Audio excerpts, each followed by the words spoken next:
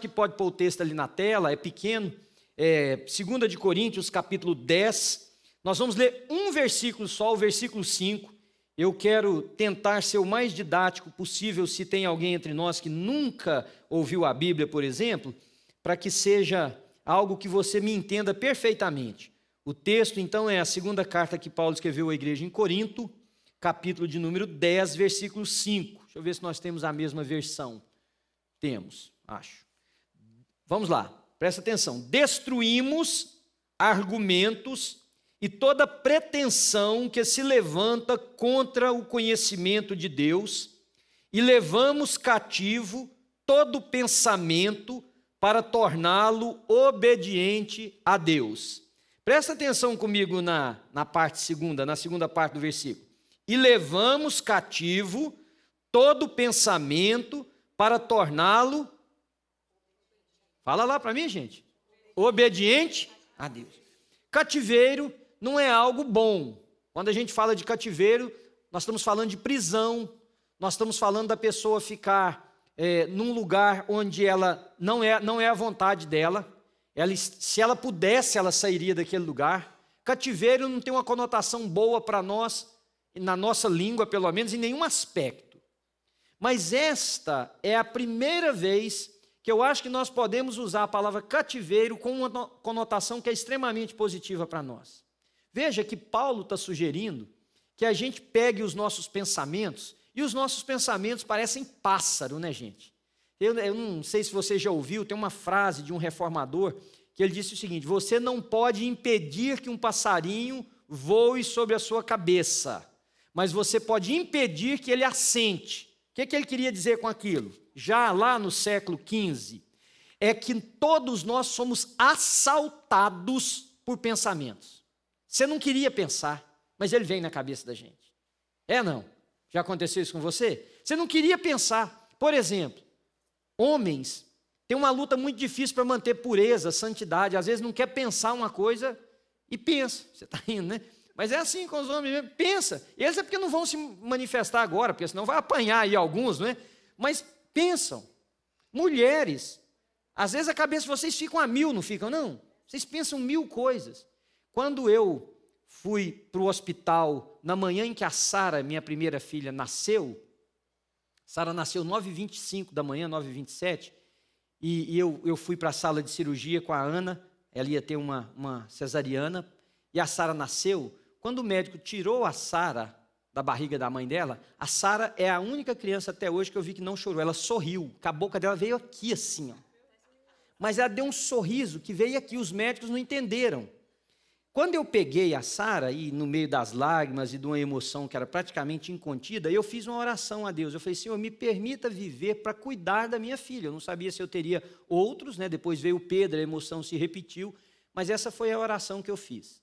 Diversas vezes, às vezes trabalhando, às vezes viajando, às vezes sentado num lugar, eu era assaltado por um pensamento de medo de morrer e deixar minha filha e a minha esposa desamparadas, no sentido do cuidado, da paternidade, enfim. Não que elas não conseguissem sobreviver sem mim. Mas vocês entendem o que eu quero dizer? Isso sou eu contando e poderia contar diversas vezes que isso aconteceu, que eu fui tomado por um pensamento que eu não queria ter. E às vezes a gente até diz, né? Nossa, que pensamento, que é isso? Balança a cabeça, faz alguma coisa para ver se ele sai. O ponto, queridos, é que eu não sei se você já parou para pensar por que isso acontece a nível do pensamento. Porque nós somos o resultado daquilo que nós acumulamos na cabeça. Independente da sua caminhada com Deus, porque eu conheço muito crente que ele não se posiciona de acordo com aquilo que as Escrituras dizem a respeito dele, e ele se torna aquilo que os seus pensamentos recorrentes o fazem pensar que é. A Bíblia diz que assim como um homem pensa no seu coração, isso ele é. Existem pessoas talentosíssimas que pensam muitas vezes que não serve para nada e acaba na vida num canto da existência humana, sem relacionamento, sem produzir nada. Existem pessoas belas que se acham feias e afirmam que são feias. E beleza é uma coisa tão relativa, não é relativa? Vocês estão comigo aqui, gente? Não é relativo? O que eu quero dizer com isso? Toda panela tem tampa. Tem, mãe. Você acha alguém feio, tem um que acha muito bonito, não é? Tem até um ditado que diz assim, aqui nos Estados Unidos: o lixo de um é o tesouro do outro. E um dia eu estava aconselhando um casal e no meio da briga eles conseguiram fazer uma piada. O rapaz disse assim para a moça: você não me joga fora não, porque o lixo para você pode ser tesouro para alguém. Né? Mas nós são pessoas que às vezes paralisam por causa dos pensamentos que vêm. E parece que Paulo percebia isso muito, porque nesse contexto aqui era um pensamento espiritual. Eram aquelas coisas mais ou menos, eu vou parafrasear o texto, vou forçar aqui um pouquinho com algumas ideias que não estão ali no texto em si. É dizer assim: você não merece Deus, você não é bom o suficiente, você já pecou demais, você com essa quantidade de coisas que você tem na cabeça, querendo que Deus, ou você fez alguma coisa ruim, e aquela voz no pensamento diz assim: como é que você quer que Deus te perdoa? Você acha que Ele já esqueceu? E isso é tão real, pelo menos para a grande maioria das pessoas que eu conheço e convivo, que parece que Paulo escreveu para essa igreja como se ele estivesse nos nossos dias. Agora o texto diz assim: irmãos, nós podemos destruir isto. E esse é meu ponto com vocês aqui, em alguns minutos. Eu quero ajudar você. E eu vou te contar uma história da minha vida que eu acho que eu nunca contei isso em público. Está até sendo gravado esse negócio. Mas nunca contei isso em público. Eu era casado, eu me casei muito novo. Eu tinha 20 anos de idade. Assim que eu completei 20 anos. E eu me casei. E eu tive sempre muita responsabilidade desde pequeno. Mas quando eu me casei, aliás, desde a minha conversão, eu sempre ouvi uma voz que não era a voz de Deus. Se tem uma pessoa que sabe qual é a voz do diabo, você está diante de um deles. Eu era assaltado por sugestões satânicas constantemente, a ponto de eu não conseguir dirigir. Às vezes eu estava dirigindo. Estou abrindo meu coração para vocês, coisa que a Ana e um ciclo pequeniníssimos de amigos meus sabem da minha vida. Eu estava dirigindo e eu ouvi uma voz nítida, como a minha aqui está voltando nesse retorno de som, que dizia assim: depois daquela curva eu vou te matar. E eu parava o carro. E ficava parado, tremendo, sem ação. Porque eu queria chegar em casa. Eu queria continuar a minha vida. E essa voz foi se intensificando a ponto de me paralisar. Queridos, eu trabalhava num banco. Eu saía do banco e dava aula à noite. Eu era professor. Às vezes eu estava já atrasado para a aula, porque eu tinha que sair do banco e às vezes dava alguma diferença de caixa e a gente tinha que procurar. Quando eu ia para a escola, no meio do caminho eu ouvia a voz, eu tinha que voltar lá no banco. Eu estava me tornando um escravo dessa voz. Uma noite, já aqui nos Estados Unidos, em 1987, o inverno de 1987, eu andando assim sozinho, vindo de um trabalho, essa voz falando comigo, eu não aguentava mais. Aí eu disse: eu preciso de ajuda. Eu tinha, acho que 21 anos naquela época, 21 anos e meio, menino. E eu sabia da casa de um casal crente. E eu bati lá, 11h45 da noite. Bati na porta. Naquela época tinha pouquíssimos brasileiros. Bati na porta, a mulher veio de roupão, era uma senhora já, e assim assustada, abriu só a parte de dentro da porta, falou: o que é isso? Viu pela cara que eu não devia ser escocês, né? Aí eu falei: olha, eu preciso de ajuda. Eu fiquei sabendo que vocês são crentes, eu preciso de ajuda. Ela falou: agora? Eu falei: é agora. É agora. Tem hora que a ajuda é naquele momento. Tem isso com você? Não. Tem hora que... A Ana estava em casa. E éramos só eu e ela, não tinha mais ninguém. Amigos nós tínhamos uns 4 ou 5, porque a comunidade brasileira era mínima naquela época, pelo menos na cidade que a gente morava. E essa mulher me atendeu, o marido dela era pastor. E não foi nem ele que desceu, acho que como bom pastor ele estava dormindo. E ela, brincadeira, ele desceu, mas ela assumiu a liderança do negócio, falou: senta aí, rapaz, nós vamos conversar. Eu sentei no sofá, ela falou: o que está acontecendo? Eu contei para ela como eu contei para vocês. Ela falou assim para mim, eu nunca vou esquecer disso. Ela falou: filho, você vai fazer o seguinte: você conhece a Bíblia? Eu falei: dona, eu sou crente e dou aula para jovens há muito tempo, mas esse negócio está em tempo de matar. Porque crente também tem esses pensamentos ruins, gente. Viu? Se alguém disser para você que não, a Bíblia diz que o diabo, nosso adversário, anda ao derredor como um leão procurando quem pode tragar. Ele não pode nos possuir, mas ele pode sugerir coisas para nós, incomodar a nossa mente, adoecer o nosso coração. Ela foi e falou assim para mim: vamos abrir a Bíblia em tal lugar. E falou lá um salmo, e falou, agora nós vamos orar juntos, e eu vou te ensinar uma coisa. Seu coração é de Jesus? Falei, demais, dona. Ela falou, então você fica tranquilo. O que você vai fazer? Toda vez que esse pensamento vier, você vai lembrar da Bíblia, e vai falar um versículo bíblico, e vai orar. Falei, só isso, não dá para dar uma injeção que tira. Falei, dona, eu já tentei tanta coisa. Ela falou, você vai fazer isso aí. Oraram lá comigo, acho que estava doido para ir dormir, devia estar mesmo, já era meia-noite de tananã nessas alturas do campeonato, e eu fui embora para casa. A voz não me abandonou. Mas eu vou dizer para vocês como é que eu tive vitória. Foi com a fórmula daquela mulher. Toda vez que o pensamento vinha, eu falava, eu não preciso mais fazer isso, porque eu não sou seu escravo, porque eu sou de Jesus. E eu citava um versículo bíblico, porque foi uma coisa que eu toda a vida fiz, foi estudar a Bíblia. Eu falava um versículo bíblico, eu tomava posse daquilo. Tomava posse, irmãos, a um ponto de que, se eu disser para vocês que eu nunca mais ouvi depois daquele dia, ledo engano, eu já era pastor desta igreja, estava vindo de Milford, 1999, novembro ou dezembro de 1999, quase 17 anos atrás. Eu estava vindo de Milford, fui atender um casal, e a briga lá estava feia, o ambiente da casa estava horrível. Eu entrei no carro e vim embora, já era quase 1h da manhã, vindo por uma rodovia que quase não tinha carro. É como se eu soubesse que Satanás sentou do banco do lado do meu carro. Tanto era real a presença que eu estava com a mão no banco, eu acendi a luz do carro, eu sozinho no carro. De tanto que aquela voz e a presença era real. Eu acendi a luz do carro, pensei, agora eu vou enxergar um troço qualquer aqui dentro. Parei o carro e orei novamente. Com o tempo, essa voz foi desaparecendo, porque ela perdeu o efeito sobre mim. O que eu quero te ensinar? Você tem que levar sua mente cativa a Cristo, ao invés de levar cativa a esses outros pensamentos. Porque nós ou deixamos um pensamento imoral nos cativar, e a gente, toda hora que não quer, pensa aquilo, ou a gente deixa o pensamento de medo, de angústia, de dor, de desespero, ganhar a nossa mente. E quando isso acontece, quando um pensamento ganha a nossa mente, ganhou a nossa vida.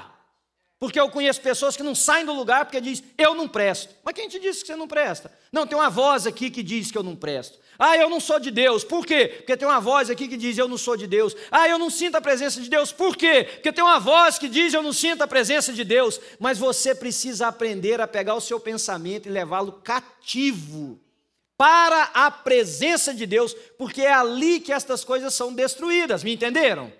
Deixa eu ensinar para vocês algumas coisas que eu fiz e que eu acho que pode ajudar. Você precisa aprender a controlar sua mente. Por algumas razões. Primeiro, se você não aprender a controlar sua mente, você vai se tornar escravo dos seus pensamentos. Você vai se tornar. Homens são escravos de pornografia porque não controlam o seu pensamento. Mulheres são escravas de alguma coisa porque não controlam o seu pensamento. A igreja torna-se escrava como um corpo porque não controla o pensamento. Ora, se Deus é por nós, quem será contra nós? Não quer dizer que nós não vamos ter inimigos, mas por que a minha mente é assaltada constantemente que qualquer pessoa vai me destruir? Se Deus é por nós, quem será contra nós? No sentido de que eu posso passar por lutas, e eu passarei, e você pode passar por lutas, certamente passará, mas nós somos mais do que vencedores em Cristo Jesus. Nós precisamos ter uma mente correta, porque senão nós jamais serviremos a Deus como nós precisamos servir. Nós precisamos ter uma mente correta, porque senão nós jamais louvaremos a Deus como nós devemos louvar. E Deus quer a nossa vida como um todo. Me entenderam? Diz para mim assim, como um todo. Um todo. Deus não quer só o seu corpo aqui. Ele quer o seu corpo, a sua mente, tudo que eu e você tivermos pertence ao Senhor Jesus Cristo. Tá? Então você vai limpar a sua mente, porque uma mente limpa agrada ao Senhor. A Provérbios, capítulo de número 23, versículo 7, diz, porque como o homem imagina em seu coração, assim ele é. Nós precisamos então mudar o nosso pensamento. A Bíblia diz que o homem bom tira do bom tesouro do coração boas coisas. Eu não sei se vocês sabem, mas na literatura bíblica, coração não é esse órgão que pulsa sangue, que bate, que ajuda né, e tem médico aqui, eu me aventurar nesse caminho, eu estou correndo risco. Levar oxigênio para o corpo, estou indo bem, mais ou menos? Assim, para o corpo inteiro? Não, biblicamente, falou coração, está falando de mente. Falou coração na Bíblia, mas não é essa mente o cérebro, porque a Bíblia fala de coração e fala de mente. Está falando de um depositário das nossas emoções. Estão me entendendo, irmãos? Se você não conseguir manter o seu coração livre destes pensamentos, você nunca terá um bom tesouro para tirar daquele lugar. O homem bom tira do seu coração um bom tesouro. O homem mau tira também do seu coração um mau tesouro. Só por causa do nosso tempo, então, vou dar a vocês 3 atitudes, 4, que eu acho que vão te ajudar a vencer os seus pensamentos. Aliás, eu deveria ter perguntado, tem alguém que tem algum pensamento, se relaciona com o que eu estou falando aqui? Dá uma levantadinha na sua mão para mim. Nossa, alguns com as 2 mãos? Ok, então vai fazer bem para você isso. Primeiro lugar, o salmista disse assim, como poderá guardar, lá ele usa a expressão jovem, mas nós podemos também inferir como homem, porque uma das traduções traz homem. Homem não no sentido macho, no sentido de ser humano. Porque se você falar jovem, na definição de hoje, você pode definir de algumas maneiras. Por exemplo, a Jéssica tem 20 e poucos anos de idade. Eu tenho 51. Eu acho que ela está velha e que eu estou jovem, porque se eu pular aqui igual ela pulou, não vou perder o fôlego. Minha definição de jovem. Alguém pode dizer assim, velho é tipo de pessoa, jovem é outro tipo de pessoa. Então vamos usar a palavra homem. Olha a pergunta do salmista. Como poderá uma pessoa guardar puro o seu caminho? Ora, vamos interpretar a Bíblia um pouquinho. Caminho não pode ser essa estrada, não pode ser o trieiro.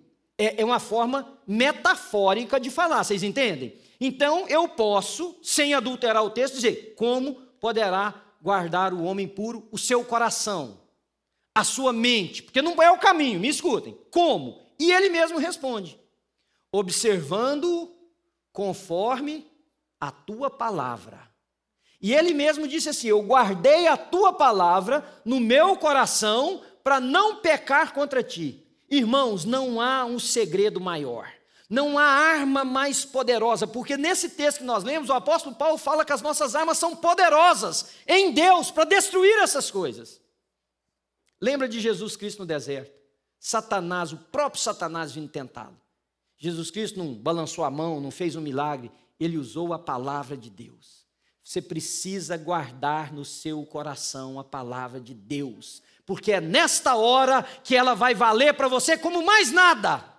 Esse pensamento te assaltar, você diz, Senhor, Tu és o meu refúgio e a minha fortaleza, Deus meu em quem eu confio.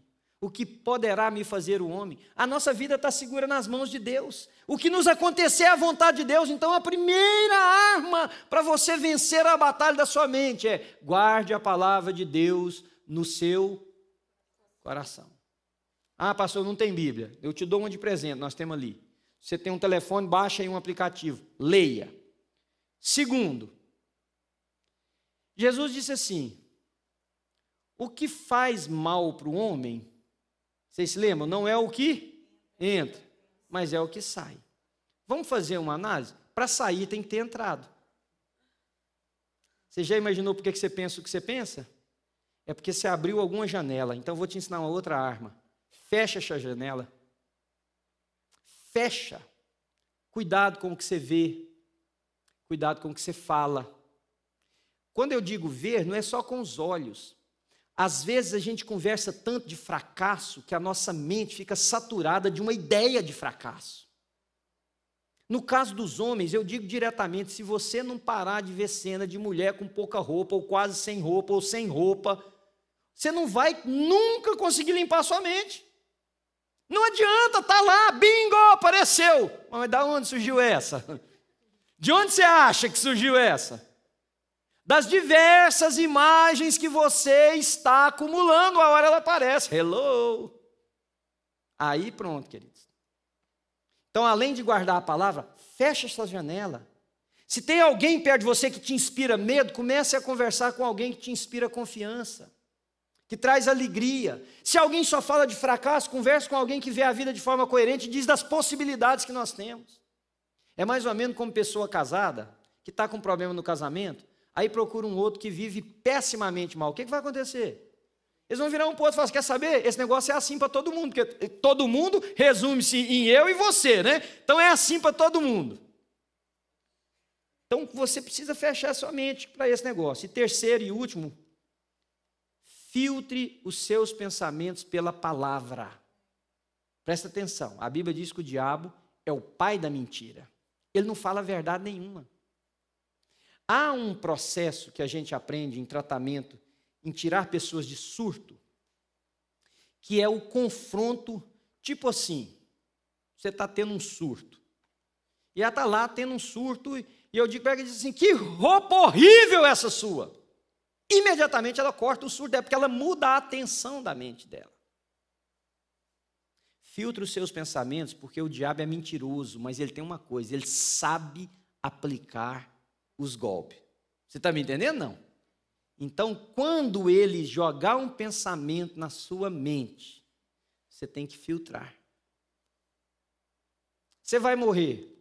Mas por que eu vou morrer? Quais são as chances de eu morrer? Aqui. De que jeito? Esse prédio vai cair na minha cabeça? Vou ter um ataque cardíaco? O que vai acontecer?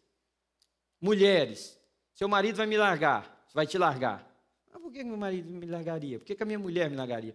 Moça, você vai morrer solteira. Mas por que eu vou morrer solteira? Ô, rapaz, você não vai a lugar nenhum na vida. Mas por quê? Você e eu não aprendemos a filtrar os nossos pensamentos pelo que a palavra de Deus diz a nosso respeito, nós não vamos ganhar a batalha da nossa mente.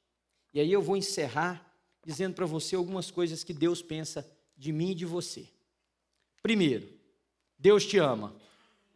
Não, gente, não é possível. Você vai falar amém para mim. Deus te ama. E eu queria que você fizesse um favor para mim. Diz para uma pessoa que estiver perto de você assim, esse alguém é você. É você. Deus ama você. E ama mesmo, não é brincadeira. Ponto. O tanto que Deus nos ama, que Ele enviou Jesus Cristo para morrer por minha causa. Que não valia nada. Que não tinha nada. Que não podia oferecer nada para Ele. Então, o primeiro ponto é o seguinte, eu sou amado de Deus, Deus me ama. E sabe de uma coisa, irmãos? Se tem uma coisa que a gente pode sair por aí, bragging, né, sendo, assim, se vangloriando aí, você pode dizer assim, eu sou uma pessoa amada por Deus. Olha que coisa linda, eu sou uma pessoa amada por Deus. Primeiro, isso. Segundo, você tem valor. E nós somos assaltados por uma ideia de desvalor, até mesmo pela condição cultural que nós vivemos. Para que eu presto? Eu não dei certo no meu país, tive que ir para um outro país, tenho que fazer isso aqui. Tenho que trabalhar numa coisa que eu não gosto, me sujeitar a uma situação que eu nunca imaginei que eu iria me sujeitar antes.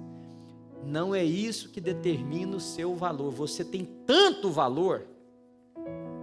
Vocês sabem aqui na igreja, quem é daqui mais tempo, que eu tenho um sonho de consumo na minha vida que eu terei depois que eu deixar de ser pastor.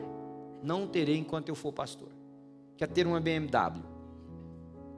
Então, quando chegar esse dia, se eu puder vender 2, 3 coisas que eu tenho que comprar, eu compro uma para mim. Por quê? Porque tem valor para mim. A Ana, minha mulher, diz assim, não entendo essa fixação sua. Se tiver 4 rodas, se andar, a marca não interessa. Porque mulher é desse jeito, já viu? Meu bem, não é possível, meu bem. Não é possível que você fale uma afronta dessa, dirige. Ah, tanto faz ser um... E aí ela mexe comigo, né? Fala, tanto faz ser um Hyundai ou um... Para mim é a mesma coisa. Por que eu faço isso? Porque tem valor para mim. Por que você acha que Deus mandou Jesus Cristo? Por quê? Porque tem valor para Ele. O que tem valor para Ele? Eu e você. Então não só eu sou amado, como eu sou valorizado. Deus me ama, Deus pagou um preço para mim. Terceira e última, para você guardar aí, para você lutar contra essas coisas. Deus jamais te abandona. E o pior, tem momento que a gente queria que Ele abandonasse, porque você vai em certos lugares, você fala, Jesus, aqui para o senhor entrar, a barra é pesada. O negócio aqui é tenso, mas Ele está lá com você. Ele nos ama tanto, que quando você e eu vamos para aquele lugar, e aquele lugar significa diferentes coisas para cada um de nós, às vezes é um espaço físico mesmo em algum lugar, às vezes é um estado mental, às vezes é uma, sei lá o que, Ele está lá. Nós temos uma irmã grávida aqui, vai dar à luz com a graça de Deus daqui a uns dias, vai trazer no seu seio aquela criancinha que Deus concedeu, vai amar como jamais imaginava que amor fosse possível. Hoje ela não vai entender isso direito. Daqui seis meses depois que ela tiver dado à luz, ela vai entender melhor o que eu estou dizendo. Nós temos algumas mães aqui. Eu sou pai, mas eu ficava em cima, abeirando. Eu me lembro de momentos, de cheiro, de coisas assim. Imagina a mãe que trouxe no seio a criança para mamar. E a Bíblia diz assim, ainda que seja possível, porque tem umas mães que conseguem fazer isso, nós não entendemos como, mas conseguem, se esquecer do filho que amamentou. Eu jamais me esquecerei de ti. Então eu não só sou amado, eu tenho valor, e tão grande, que Jesus veio e morreu por mim. E Ele prometeu o seguinte, Manuel, agora aqui é para sempre. Onde você for, eu estou junto. Onde você for, eu estou junto. Aqui é para sempre. Você é meu, jamais te deixarei, jamais te abandonarei. Com isso aí, não tem pensamento que domina a nossa mente, a não ser que você escolha um outro caminho. Então eu queria orar com você rapidinho, e queria pedir você que você fechasse seus olhos.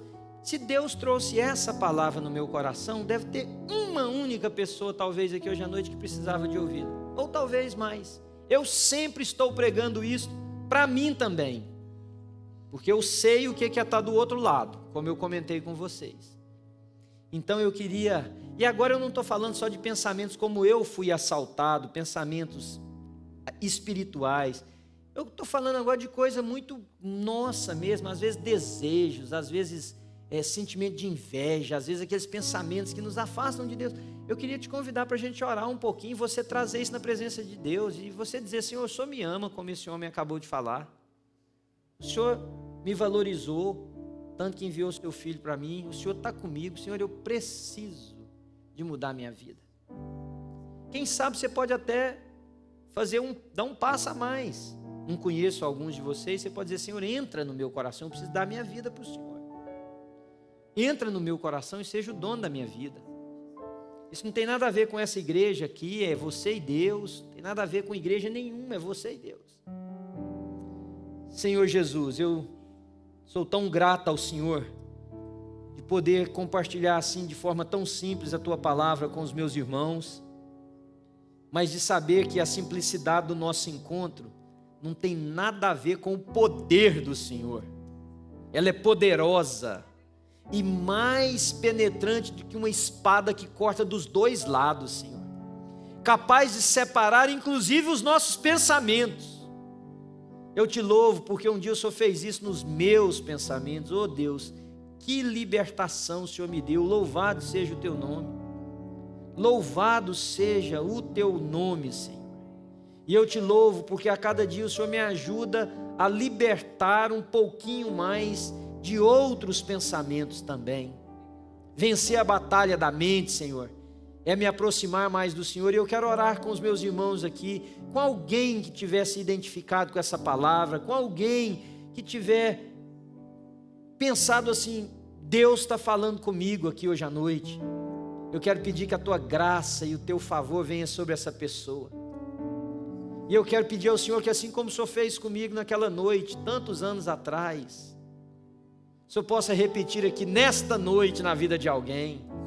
Alivia, Senhor, tira esse peso, tira essa angústia, tira essa ingerência de pensamentos que nos angustiam, que nos agoniam, que nos entristece, que nos faz pecar, em nome de Jesus, Senhor, em nome de Jesus. Inunda o coração e a mente agora nossa, com esses conceitos da Tua palavra, Deus. Ajuda-nos a guardar aqui, Senhor, aquelas armas poderosas que nós podemos lançar mão delas para dizer: Senhor, é no momento que eu estou sendo assaltado por esses pensamentos, que a Tua palavra vem em meu socorro. Abençoa aqui, Senhor, os nossos irmãos. Graças te damos por essa noite, e que o Teu nome seja glorificado sobre nós. E quem sabe, alguns de nós aqui hoje, no seu número, podem ser aliviados desta situação que às vezes tem sido tão recorrente e angustiante para as nossas almas. Eu te louvo e te agradeço no nome de Jesus. E se você concorda com essa oração, você diz amém? Amém.